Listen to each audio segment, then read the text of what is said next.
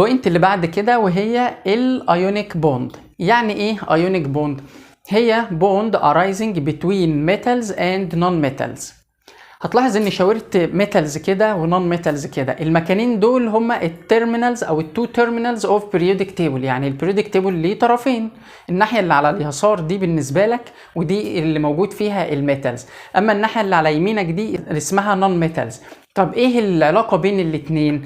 العلاقه بين الاثنين والميزه اللي بتميز الايونيك بوند عن اي حد تاني هي ان الميتالز بتتميز بالبيجست اتوميك سايز بتاعها، اما النون ميتالز بتتميز انها سمول في الاتوميك سايز ليها.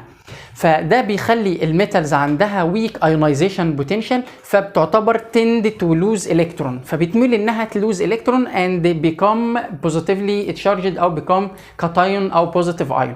اما النون ميتالز زي ما قلت لك بتتميز انها سمول ان اتوميك سايز، وبالتالي ده بيميزها انها تند تو جين الكترونز علشان الالكترون افينيتي بتاعتها بتكون عاليه، وبالتالي عندها ابيليتي تو ميك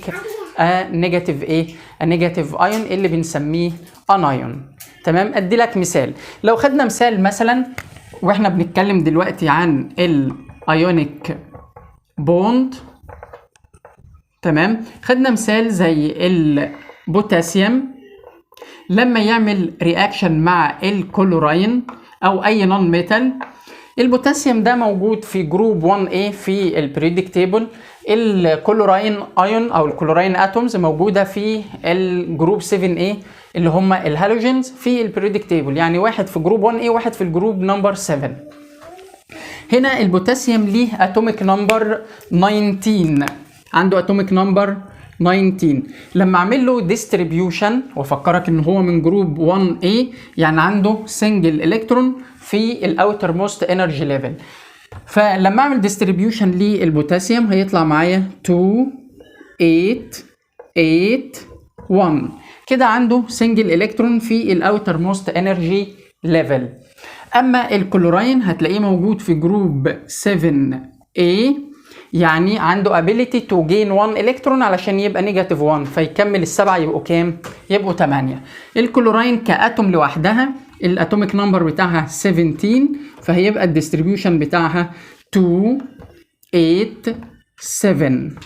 ايه بقى اللي بيحصل هنا وايه اللي هيتكون الناحيه دي؟